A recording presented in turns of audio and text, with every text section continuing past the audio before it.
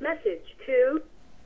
I agree with your point that a lot of moral relativists make moral pronouncements, and I further agree that this behavior is inconsistent. However, I see no inconsistency in the preference of a moral relativist for others to adopt his or her views. After all, if the actions of others affect a moral relativist, then of course the moral relativist will have preferences with regard to the actions of others. Nor do I see any inconsistency in the preference of a moral relativist to actively encourage certain behaviors seen in other people, while actively discouraging other behaviors. How they go about such things, though, may be inconsistent. On the subject of tolerance, tolerance is probably a term that has multiple interpretations. When someone says we should be tolerant of others, they could mean we shouldn't judge others, but that too has more than one interpretation. If we take it to mean we shouldn't persecute others, then putting aside the use of negative reinforcement for practical purposes, I agree. Which is to say, I prefer that people not be persecuted, for any reason. And when I use the term persecuted, or persecute, or persecution, I'm referring to a form of punishment that indulges an irrational emotional response, rather than serving as a mere practical deterrent for undesirable behaviors. I'm referring to a vengeful form of punishment.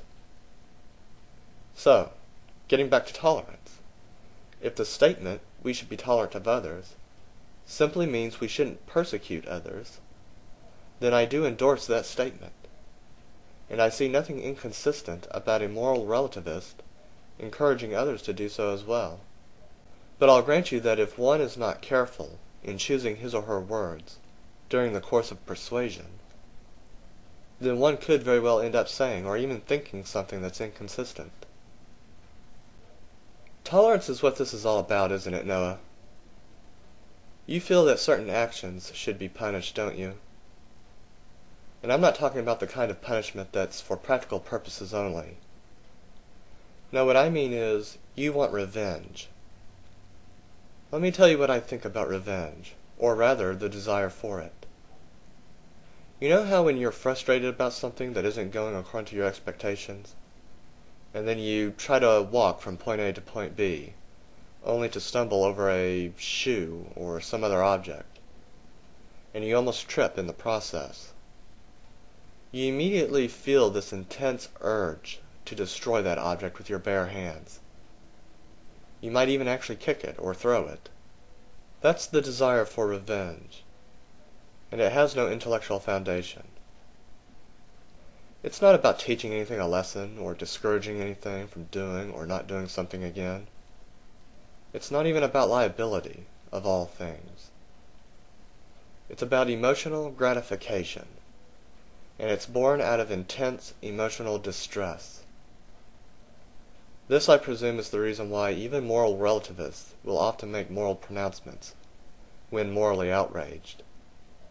They are being inconsistent, and for the same reason, people in general are inconsistent when they almost trip over something. This is one of the reasons I endorse tolerance, because if we allow the people that surround us to give in to their judgmental whims, then we subject ourselves to the madness of others. If nothing else, tolerance should be regarded as a strategy for preserving the security of anyone and everyone who contributes to that strategy. Monday, 12:40 a.m. End of messages.